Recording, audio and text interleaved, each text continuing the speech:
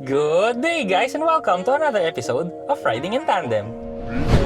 RIT, Riding in Tandem, RIT. With me, RM. And me, Elaine, at sa episode na to, subukan natin ang Deepal SO5 REEV. Ano, ready ka na? Parati naman eh, tara na!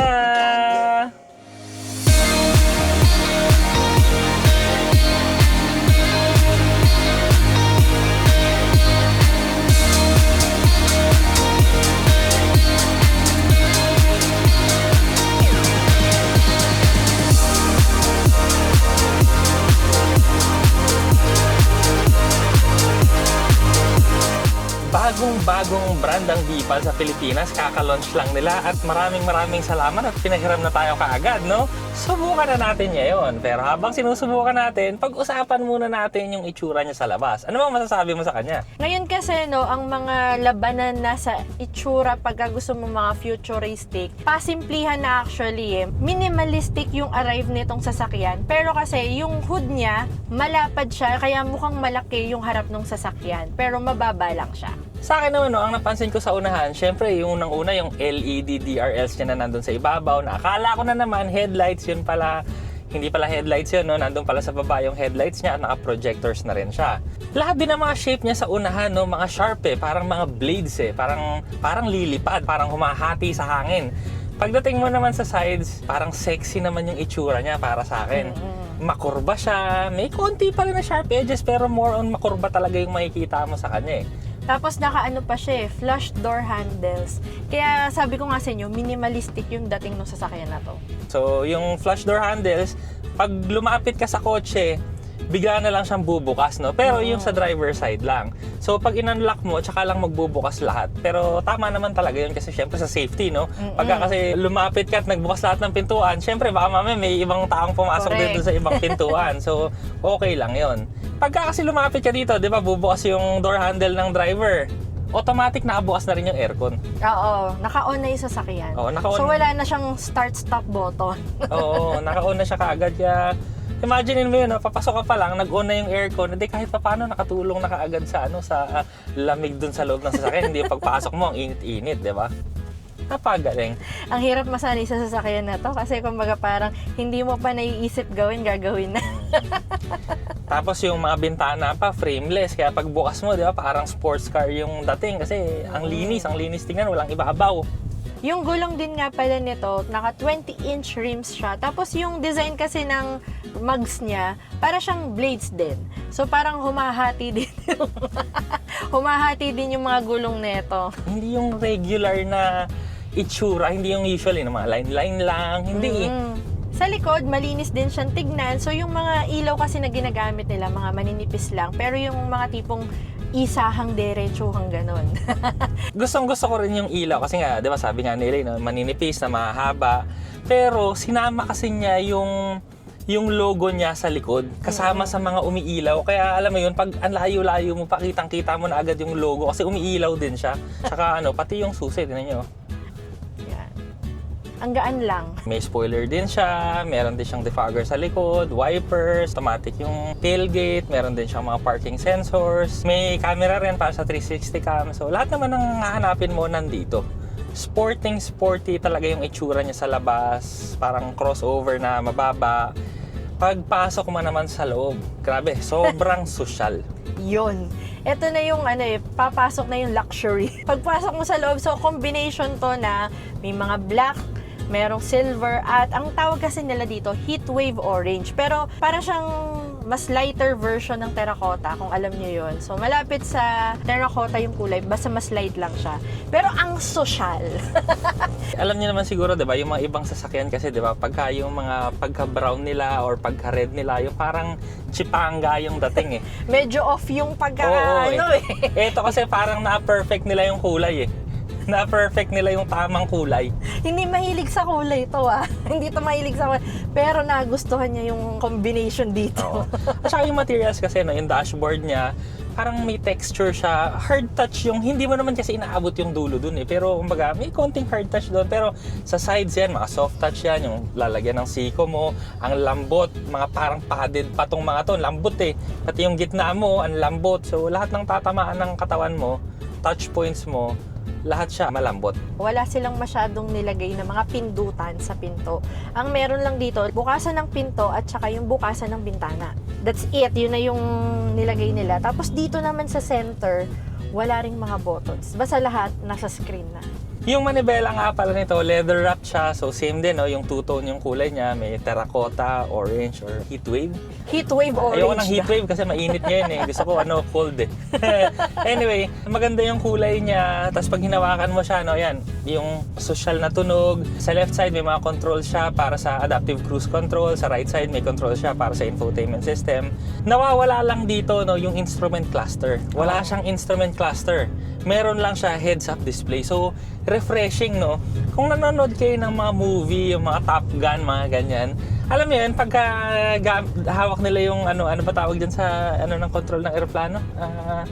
Basta yung gano'n, di ba? Tapos meron siyang yung parang nasa unahan lang ng salamin na may linya, na may mga ganyan-ganyan, gyroscope, ganyan-ganyan. Parang gano'n yung feel kasi nito. Nasa heads-up display na yung speedometer mo naman, tapos kung ano yung nakalagay mo, drive yan. Kung mag-overspeeding ka, nakalagay dito. Yun nga lang, no? Hindi ko alam kung ano lahat ng possible na lumabas dyan sa heads-up display. Yung mga ibang display, kumari, overheat, ganyan, di ba? Usually instrument cluster lumalabas yan, or kunwari mag-check engine, so usually instrument cluster. So yun yung hindi ko alam kung lumalabas din siya dun sa heads-up display or dito. Kasi pag dito sa infotainment system kasi, medyo malayo siyang tignan. Pero makikita mo pa rin naman kasi laki-laki naman infotainment display. Kumaga nandito sa infotainment screen kasi yung mga hindi mo, mas madalas mong hindi tinitignan. Yung mga kahit before ka umalis, tingnan mo na siya ng ganyan, okay na yon hanggang sa makarating ka na doon sa pupuntahan mo. Nandito na yun sa infotainment screen. Lumalabas sa heads-up display yung mga danger icons. So kung mataas na yung temperature ng sasakyan at saka kung low ka na sa battery, lalabas yan sa heads-up display. Meron din to na Android Auto, Apple CarPlay, na wireless. Tapos para siyang Android na tablet. Isa-swipe mo nga lang. Nandito na rin lahat yung, kunyari, child lock sa likod. Dito mo na rin siya i-control yung bukasan ng trunk. Dito mo na i-control. Yung energy management. Oo, yung pang-fold ng side mirrors, adjustment ng side mirrors, wireless charging. Kung gusto mong i-on or i-off, pwede kasing dito. Yung sa fog lights, nandito na rin. Tapos, pati yung driving position ng, kunyari gusto mong, may memory seats kasi ito eh. Gusto mo nang i-save yung, na ikaw yung driver dyan. So, dito mo siya i-save sa infotainment screen. Pati yung, syempre, yung controls na rin ng aircon, nandyan na rin. Yan. Pero ang pinakagusto ko dito, no, meron din siyang external speaker. So, kung gusto mong kausapin yung nasa labas, no, pindutin mo lang external speaker dyan. Tapos pindutin mo lang, hold mo lang yung speak. Tapos lalabas na yung boses mo sa labas. Siya may mga preset din siya na mga salita dyan. Yung mga, pindutin mo nga. Yield to pedestrians and I'm here, at saka yung eyes off the phone. Kasi syempre may mga makikita ka na kasama natin sa kalsada na alam mo yun, yung may iba pa silang ginagawa. So para lang ma-alert sila na may parating na sasakyan, yun. So maganda rin naman na may ganong features. At saka 'di ba minsan may mga instance na yung liliko ka, tapos sana umabante ng kahit konting-konti lang yung nasa harapan mo, shoot ka na.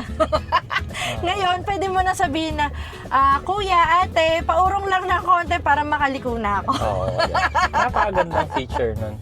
Diba? Hindi mo na kailangan bumusina. Kumbaga, clear na ang message. Sabi, paurong lang po ng konti para makadaan na po kami. Oo, hindi yung, kasi kunwari, kung bumusina ka, baka mamaya magalit pa sa'yo, di ba? Parang, parang ganun yung dating. Bakit ka Ito, parang, nabusina? boss, excuse me po. Parang Magalang.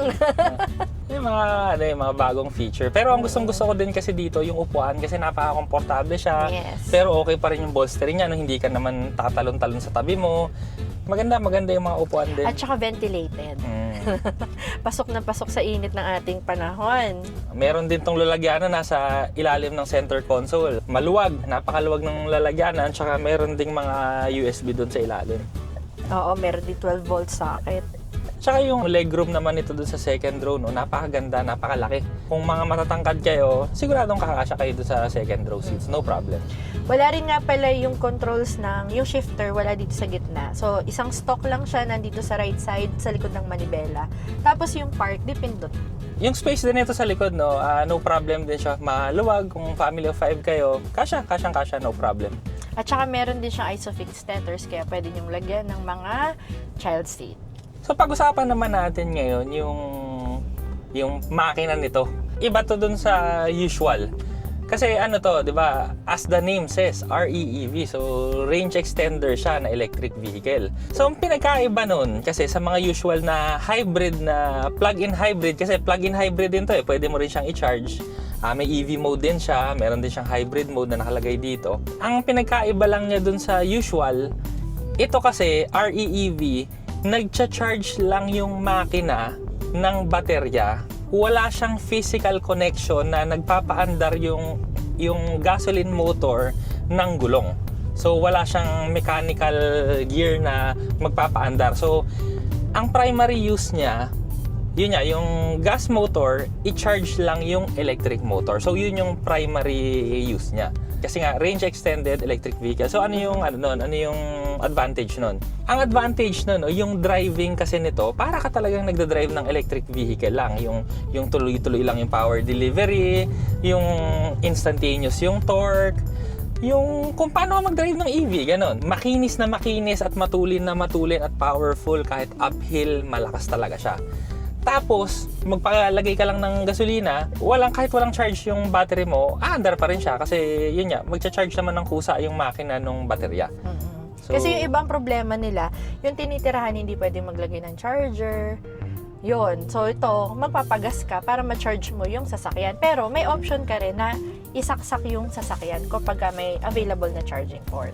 At saka dahil nga yung engine nito, yung efficiency mataas talaga. Kasi kumbaga hindi siya kagaya ng pag nagda-drive ka ng makina na kunwari, 'di ba? Pag from stop, aandar ka, dapat taasan mo ng konti yung rev kasi bababa yun ulit para umandar ka, 'di ba? Pag umandar ka, bumababa yung rev. So ito kasi na-maintain niya lang yung efficiency dahil nga dun sa rev niya na steady lang siya. So yun, kaya matipid na matipid siya. Kung city driving pa, gaya ng ginagawa natin ngayon, pwede kang mag full electric vehicle mode na yun nga, mas makakatipid ka talaga. Tapos, pagka naman kunwari malayo yung pupuntahan mo, expressway, kailangan mo talaga ng range, dahil nga range extender, gamitin mo yung range extender, i-hybrid mo lang. So, yun, kusa na siya, hindi mo naman na kailangan isipin pa, kusa na niyang gagamitin yung makina para i-charge yung baterya para mas malayo yung maandar mo.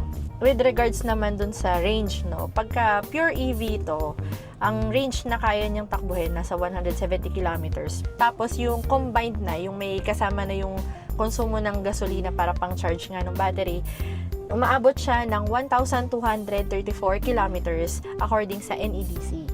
Kanina, papaalala ko lang, primary mag-charge ng battery, yung gamit talaga nung range extender niya. Pero may pero pa rin kasi. So, meron pa rin kasi siyang ibang modes na hindi mo na kailangang isipin ha. Kusa na siyang mangyayari sa sasakyan kahit hindi mo sinasadya. So, isa na doon. Kunwari, eto, umaandar ako, di ba? Mabagal ako. Binitawan ko yung silinyador. Meron siyang regenerative braking na mode. So, ngayon, umaandar pa tayo tapos nagbe-brake ng dahan-dahan pero nagre-regenerate na yung baterya natin gamit nga yung braking. So, yun. Charging while braking. Tapos, kunwari naman, gusto mong humataw, gusto mo nang isagad yung power ng sasakyan, yung throttle mo, sinagad mo.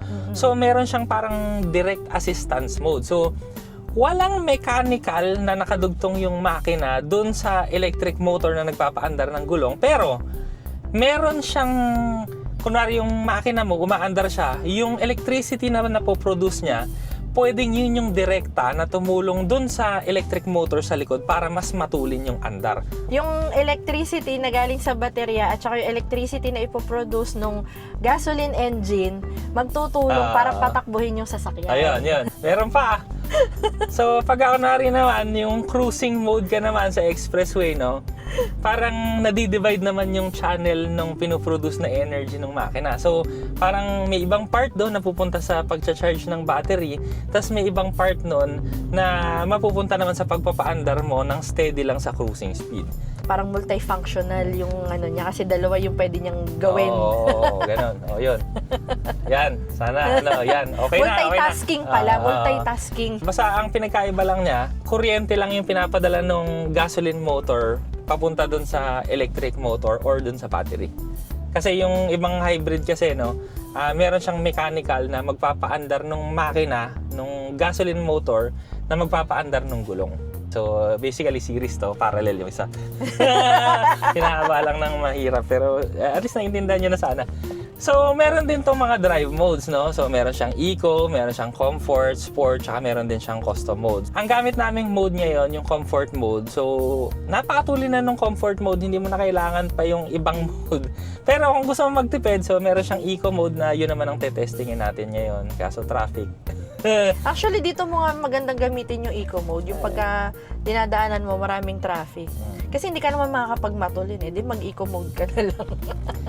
So yun, sa stop and go traffic na ganito, no, mas swabe lang yung delivery ng power niya. So, yung comfort kasi, no, may mararamdaman mo yung power eh. Yung pinaparamdam kasi sa'yo nung sasakyan na malakas ako, parang ganun. So, yung eco naman, banayad na banayad siya. Pero ang gusto ko kasing malaman, yung banayad ba siya, pero kung gusto ko pa rin ihataw, kunwari, bigla ang overtake, ano, hahanapin mo pa ba yung comfort mode? Hindi na. So, yun yung testing ko ngayon. Banatan ko lang ng isa. So, yan. Oo. So, ano siya? Yung eco mode niya, ano siya, parang ICE yung andar. Yung medyo, bumabelo.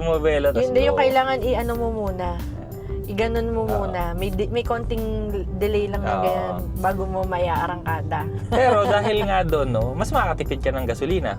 Pag din pala nag-signal light kayo ng pa-left or pa-right, merong mag-a-appear na maliit na screen dito sa infotainment screen.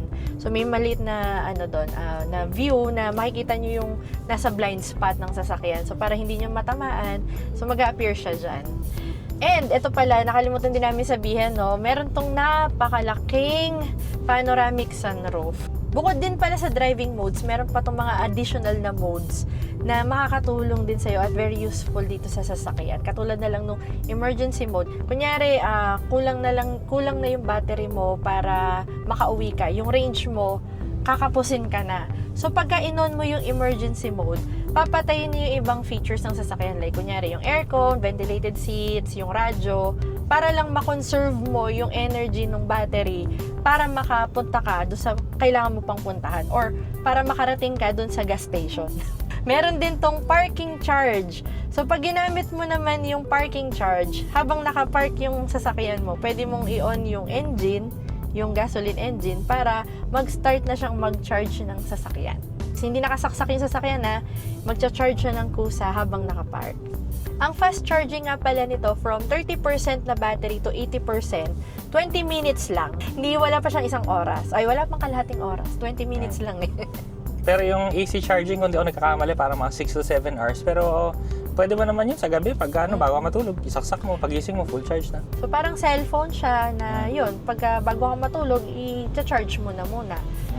Para dun sa battery maintenance, no, we suggest lagi naman na pagka sasakyan kayo na may battery, huwag nyong i-drain yung battery ng sasakyan. Yung magtitira talaga kayo ng certain percentage, 20%.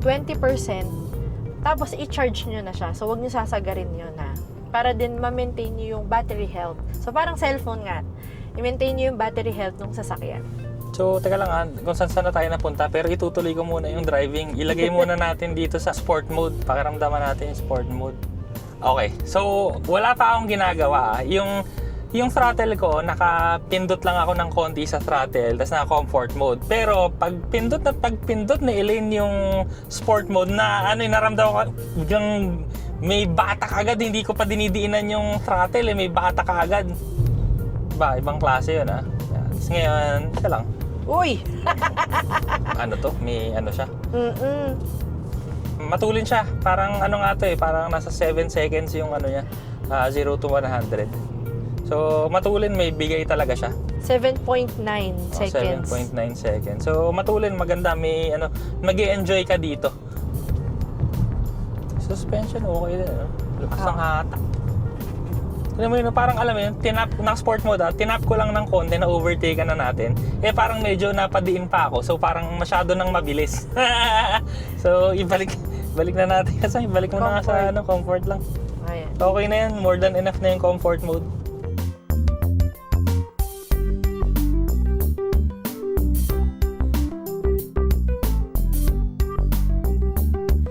Dito na na tayo sa segment na The Good. And the bad. Good and bad ako naman yung mauna. 5'8 ako, so kahit pa paano medyo matangkad ako, no? So sinet ko yung upuan na parang tama lang sa akin. Nung tumingin ako pakaliwa, palabas kami ng BPI noon eh. So parang tumingin ako sa palikod, kasi gumanyan ako. Tapos yun yung nangyari sa akin, ewan ko kung nakita nyo sa screen. Yun lang, parang mababa kasi yung ano niya, no, yung ceiling niya. Kaya ano, pag gumanyan ako, yung nakatouch yung ulo ko dun sa ano, dito sa visor. Pero ano yung looks kasi niya, di ba? Parang ang bilis kasi na itsura niya. So, yun nga lang, yung mababa kasi yung roof. So, yun nangyari. Yung slope din kasi nung nung windshield. Yun, Yung malaki kasi yun eh, pag ganyan. Yung A-pillar kasi niya, no, parang ang haba nung slope niya. So, pag tinignan mo sa labas, sobrang ganda na itsura. Pero syempre, may konting na-impinge ng konti yung greenhouse. So, yun. Pero kasya pa rin naman ako, no? Wag ka lang gagad. So pag lilingon ka, gaganon ka lang talaga. Yan lang. Ikaw, bad. Ano lang, medyo nalito lang ako ng konti dahil wala siyang instrument cluster. Yung mata mo na, yung kunyari, yung battery range, yung percent pala ng battery, yung level ng gasolina. So yun, dito mo sa infotainment screen titignan. Pero kita rin naman, kaso yung sasadyain mo dyan sa gitna. Sasadyahin mo. Pero yung usual naman na kailangan mo, yung like yung kung nasa reverse neutral drive ka na, makikita mo doon sa heads-up display at saka yung speed mo. So yun naman yung madalas na tinitingnan. So yan. Kailangan din may learning curve yung hanapin mo lahat ng controls dito sa infotainment screen. Kasi wala talagang physical button sa gitna. Walang kahit ano. Doon sa Manibela, limited lang din kasi ano lang yun, sa cruise control, sa volume lang, sa radyo lang. Tsaka yung yung voice command, yun lang yung makikita mo doon. Lahat talaga ng controls nasa screen. So good. Doon naman tayo. Kasi sa akin kasi, yun nga, yung sinasabi natin na sa screen, no, yung walang instrument cluster. Kung gusto mo kasi mag-relax na mag-drive, na wala ka nang masyadong tingnan-tingnan, yung essential lang talaga. Yan, napaganda. Malinis. Sobrang Nilinis yung view mo. Oo, ang linis ng view ko. Tapos yung power din, sobrang lakas ng power niya, acceleration niya. Kahit naka-eco mode, may power pa rin. At saka komportable yung suspension. Sobrang laki rin ng screen. So kung gusto niyo ng ganyan, Android Auto, Apple CarPlay, at least basic connectivity-wise. Wala ka nang hahanapin kasi yun lang naman yung hahanapin mo, Android Auto, Apple CarPlay. Ako siguro ang good din sa akin yung external speakers. Ay, oo. Okay sa akin yun. Kasi yung minsan kasi nahihiya kang yung paano ko ba sasabihin doon sa nasa harapan ko na paurong ng konti nang hindi ka nagiging yung offensive. hindi ka offensive. So gamitin mo na lang yun. Tsaka minsan yung may mga tao na hindi nila alam na meron na palang parating na sakyan. So pwede mo gamitin na, ate, parating ako, baka hindi mo ako makita. Yung ganun. So iwas disgrasya din, di ba? Excuse me po. Gusto ko talaga yung looks nito, yung sa labas. Sobrang peke yung itsura niya. Yung gandang-ganda ako sa itsura. Iba pag nakita mo in person, ang ganda talaga niya. Plus yung interior pa, sobrang social. Kaya level up, parang ganun yung itsura niya. Parang sumakses ka talaga. Oo, ganun yung feel mo sa loob. Sumakses ka eh. Meron pa premium. Hindi siya ordinaryong sasakyan, premium to. Ganun yung level niya. Angat siya. Pag bumili ka nito, meron ka ng kasama agad na portable charger sa wall charger. So, very good yun. Makakatipid yan, hindi mo naisipin yung ano yung bibilin mo, compatible ba to, okay ba yan. Yun, kasama na. Kung naghahanap kayo ng sasakyan na gusto nyo pang everyday, pang pasok sa trabaho, na gusto mo yung maramdaman mo na lumevel up ka talaga sa buhay, na lahat ng mga pinagpagura mong pera, nararamdaman mo na nag-e-enjoy ka na at komportable ka na, itry nyo talaga tong Deepal SO5. Idudugtong ko lang na hindi lang pang araw-araw kasi kahit pang long distance, matipid din to. All-in-one car na to, basta 5-seater, techie, tsaka yung yung social. Para sa akin yun talaga yung pambenta nito, yung social na interior. Yung social na feel. Yung feel na umasenso ka na. Oo. Yun. Kung yun yung gusto mo, mag-test drive ka na ng Deepal. So, maraming salamat sa panonood. Sana nag-enjoy po kayo at may natutunan kayo sa video namin. Next video na. Try ko lang yung sport. Last lang. From Hindi pa siya stamp tapos. launch ko lang. RID. Wait, ready, set, go. RID. Riding in tandem. RID. Riding in tandem. Siksik impormasyon. So, yeah. Kay RL at Elaine. So, pagka minaksimum mo nga pala, mararamdaman mo rin yung yung engine. So, parang nagro-roar din siya. Ay, gumagano'n din siya. tunog. Pag sinagad mo, pero pag regular driving naman, tahimik yung engine. Sige na, bye-bye. RIT, riding in tandem. RIT, riding in tandem. Siksik impormasyon mula kay Arlen at Elaine. RIT, riding in tandem. RIT, riding in tandem. RIT, riding in tandem. Siksik impormasyon mula kay Arlen at Elaine.